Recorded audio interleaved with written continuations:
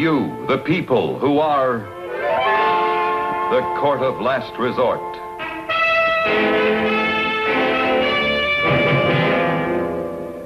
According to the case for the prosecution, this is what happened in this tenement district of a large eastern city at 4:30 p.m., August 20th, 1935.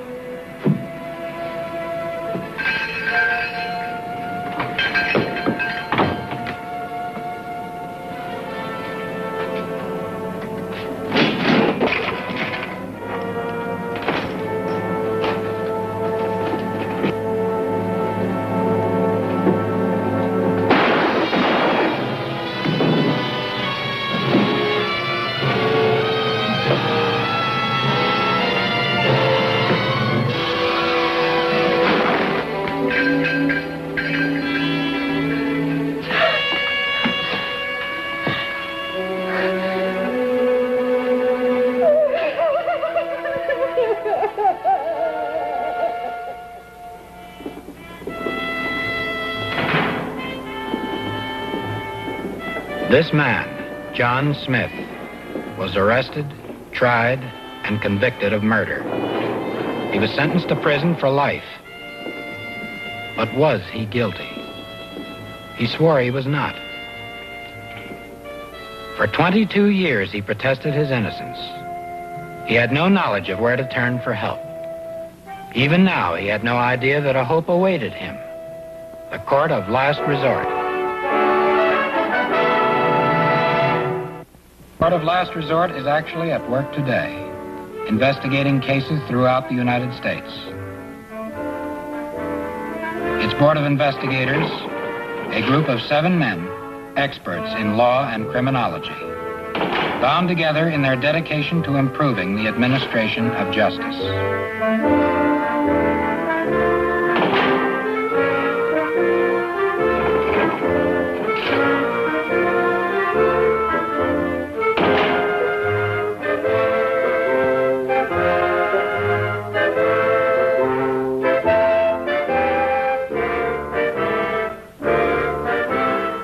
It was quite by accident that the Court of Last Resort heard of the John Smith case. I was visiting with Warden Sherman Avery on another matter when... Yes, what is it? Number 42961 is asked to see you, Warden. Who's that?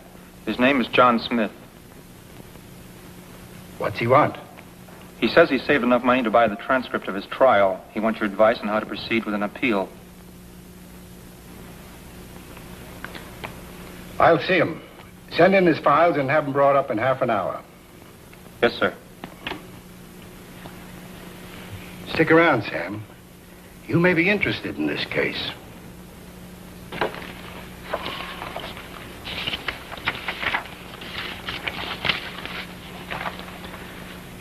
Sentenced for life for shooting a grocer during a holdup. Model prisoner. Some trouble when he first came in here, but then settled down to the routine. Does his work well, never complains, hasn't been involved in any trouble since. John Smith. Nothing too unusual about that. No. The strange thing is he's never had a visitor. Never gotten even one piece of mail in all the time he's been here. Boy, he's really the forgotten man. Have you ever thought what it would be like to be completely alone in the world? Yes, I guess we all have. In a nightmare, if at no other time.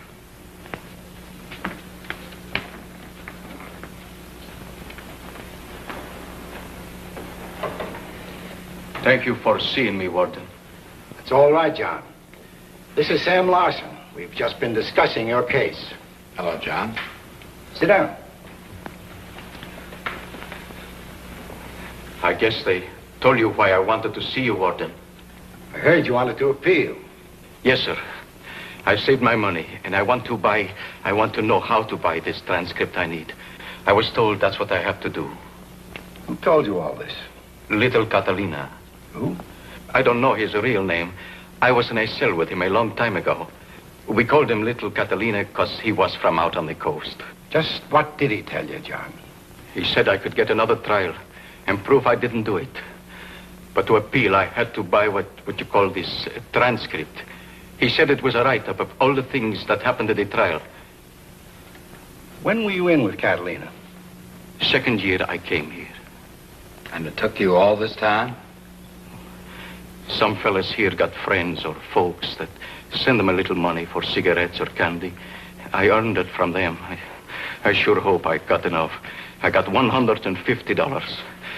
My trial was real short, so that should be enough. Don't you think? There isn't going to be an appeal, John.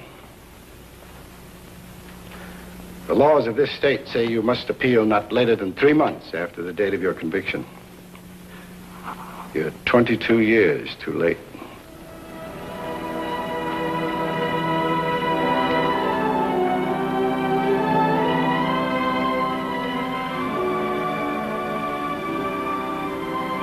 Thank you, Warden.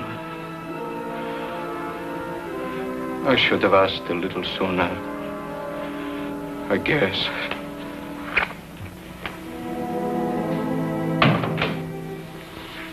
Will you talk to him, Sam? Warden, what could I say to him now? His only chance lies in a reinvestigation of the facts of his case. Your group is set up to do the job. I wish you'd try. Do you have any real indication that he might be innocent? No, but would a man spend 20 years saving pennies for his transcript if he were guilty? No. Sit down, please. Why do you want to see me, Mr. Larson? John, I just want to talk things over with you. Maybe let you get a few things off your chest. But why should you care? You don't know me.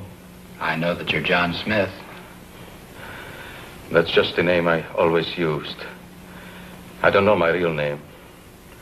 Mr. Nobody, I guess. Why don't you know your real name? My mama died when I was little. I never had no papa that I know of. I started using John Smith because there was a lot of them.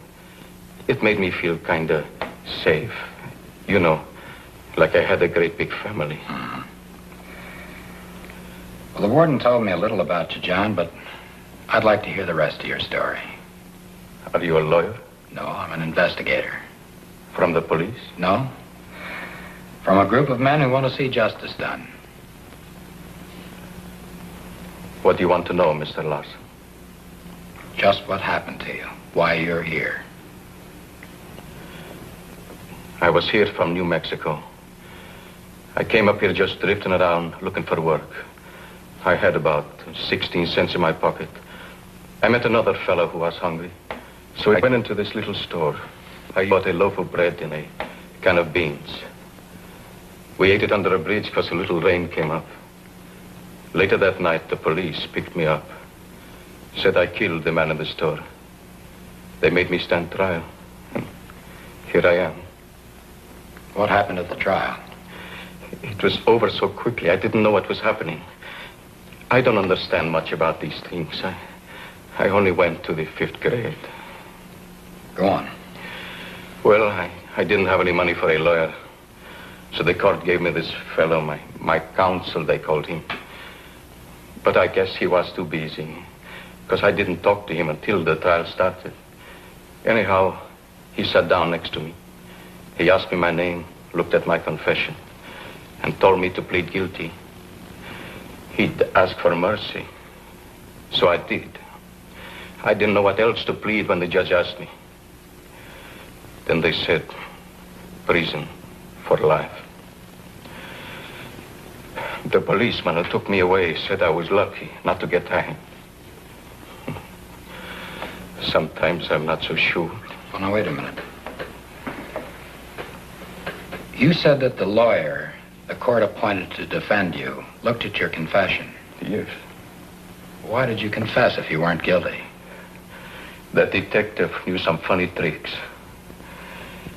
If you keep a man awake long enough, if you hate him enough, if you keep telling him he's guilty, he's a murderer, you keep doing that for long enough. He made me glad to confess. Well, Why would he want to torture you into confessing something you hadn't done? He must have been crazy in a terrible way. I guess he hated me. And maybe he thought I did kill the man. I don't know. At first, I used to dream I was killing the detective. And taken days to do it. But that's no good. It only made me worse than him.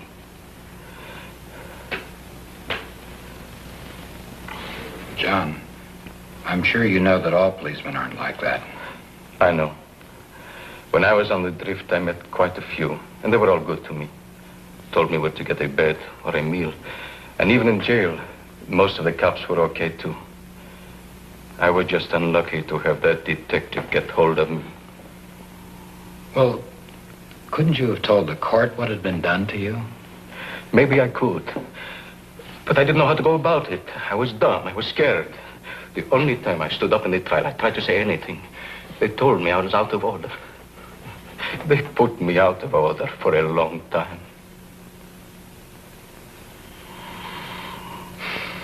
Well, now, look, John. Warden Avery here likes you. He says that your attitude and behavior have been excellent. You grow older. You learn. No use to fight the system. No use to hate the cops. They didn't put me here. They're only doing their job. Well, at first, I was a tough boy. I had a big chip on my shoulder. I was in solitary twice. The first 6 months I was here. It took me a little while to get straightened out. Then, after they put me in with little Catalina, I had something to work for.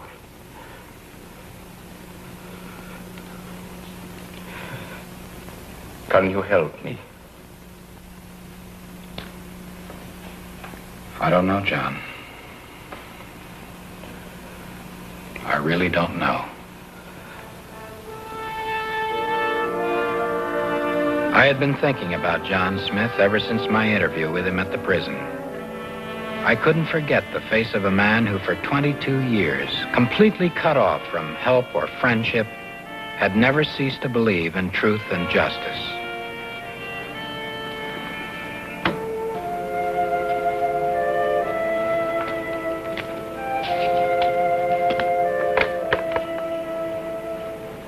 Hello, operator.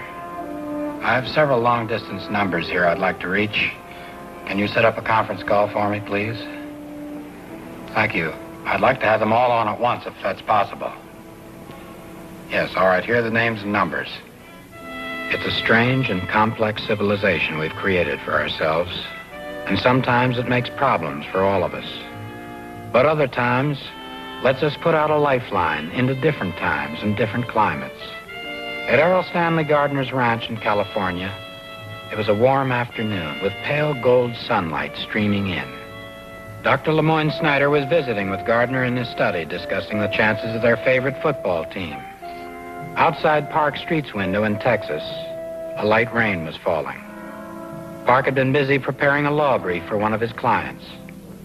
In Michigan, a cold front off the Great Lakes was dropping snow flurries around the homes of Alex Gregory and Marshall Houts. Alex was relaxing at the end of the day with a Brahms symphony on the phonograph. Marshall Houts was just preparing to go to dinner with friends. In New York, the lights of the city were glowing through a light fog off the Atlantic. Harry Steger was deeply involved in a chess game with a very tough opponent, Raymond Schindler. From all these different places, different conditions, different lives, the answer is the same. We must give help in any way we can. It was agreed to investigate the John Smith case at once.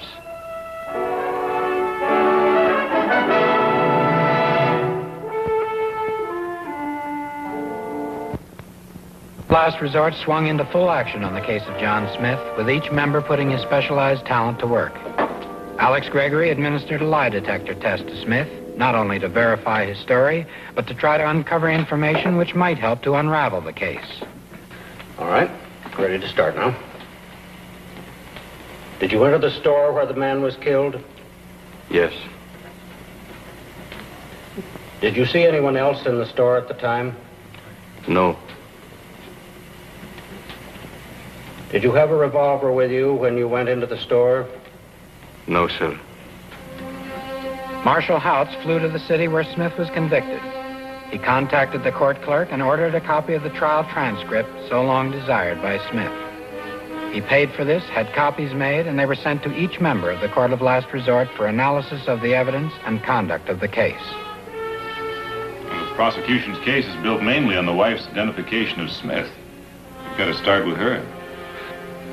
It would help if we could uncover this other drifter Smith says was with him. It's his only alibi. We'll get Ray Schnell and Harry Steger busy on those two angles. Meantime, Larson can try the detective who got the confession. Good. The sooner the better. Tomorrow morning's edition, if you can. We need all the coverage we can get.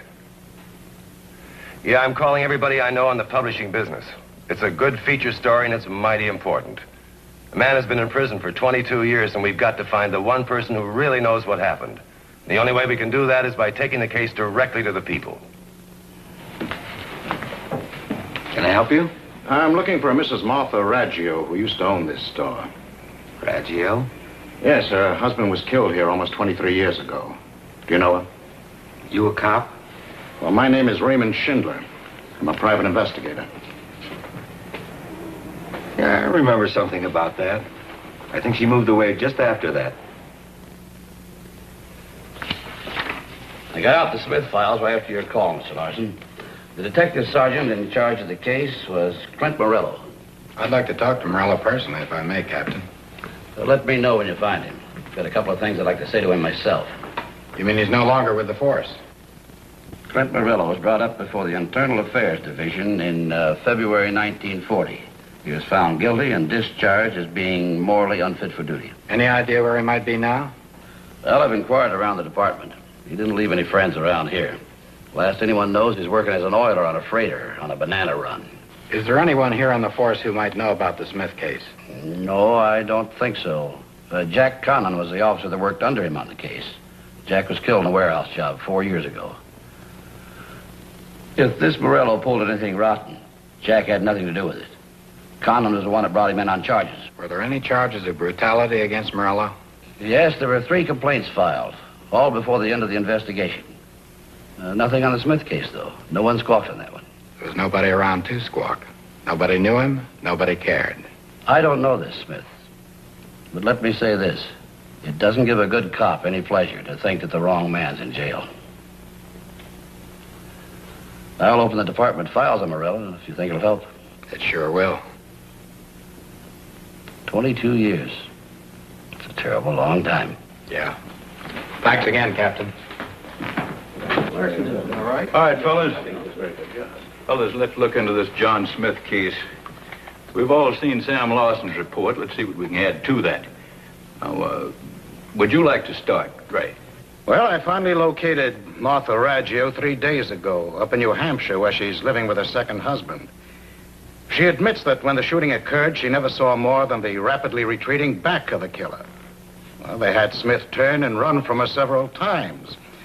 Finally, she said, he runs like the same man. Didn't she realize what she was doing? She was ignorant, confused. Her husband was dead, and she wanted someone to blame. Smith's build matched, and this Detective Morello convinced her that he was guilty. Alex, what about the polygraph test? Well, Smith's story checked out in every detail. He told the truth straight down the line when he talked to Sam. Could you draw the name of that other drifter out of him? I couldn't get any reaction from him on any of the names I tried. He doesn't remember, or else he never knew. I have some good news on that point, Earl. Our newspaper campaign paid off. The man's name is Carl Holstad. He read about the case and wrote to me. He'll testify that he waited outside the store for Smith and that no shooting occurred at that time. You think this Holstad is reliable? He owns a hardware firm now. I checked him out. Good standing in the community. Why didn't he come forward at the time of Smith's trial? He and Smith split up before the police grabbed Smith. Halstead never knew. What's our next step? I suggest we take our case to the governor. It's a good idea. An appointment was made with the governor's pardon secretary, and Carl Holstad was flown in to personally give his testimony. You've done a very thorough job of presenting the case in favor of John Smith. But it all hinges on one thing. That's your story, Mr. Halstead. I'd like to ask a few questions. Well, go right ahead. All this happened a long time ago. It was just one afternoon with no special significance for you. How can you claim to remember it so clearly? Well, it wasn't just any old afternoon. That was a very special day in my life. It was my birthday. I was 22 years old and down and out. Maybe you don't know what that feels like. No, I don't. Well, I hadn't had a job in months. I was dead broke. Every time I stood up, I got dizzy from weakness. I give my right arm for a good meal. And I met this Smith in a hobo jungle. He bought a can of beans and a loaf of bread, and he shared them with me. Half and half. How can you be sure Smith didn't go back to the store after he left you? Well, they tell me that the grocer was killed at 4:30, and Smith and I split up at 7 that night in the freight yard. I hopped a northbound freight, and he was headed west. I guess he never caught that train. You wonder how I can remember him. I wonder how I could ever forget him. I'll make an appointment for you to see the governor. Thank you, sir.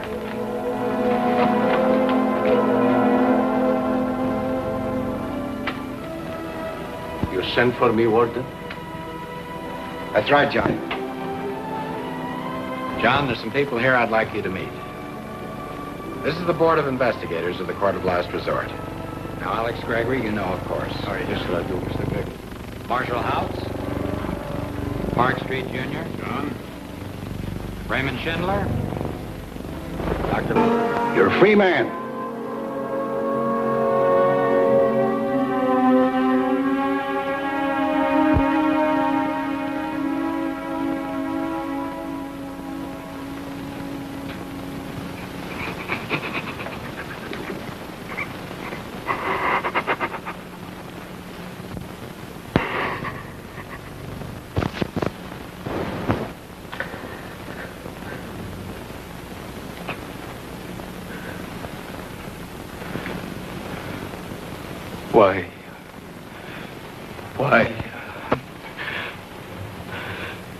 Why should you do this? For me? Well, you did it for yourself, John. I don't understand. You helped a man who had less than you had 22 years ago.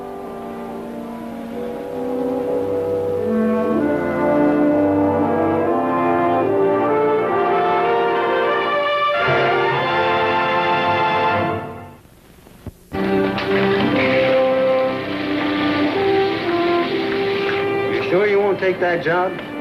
I could use you, John. Maybe later. I just want to look around and see what's been happening since. I just want to look around. Well, just remember it's there. You know, whenever you need it. Thank you, Carl. You don't know how much. It's okay. I didn't do anything. American Airlines Flight 2 via New York International Airport. Departing from gate 16. All aboard is safe.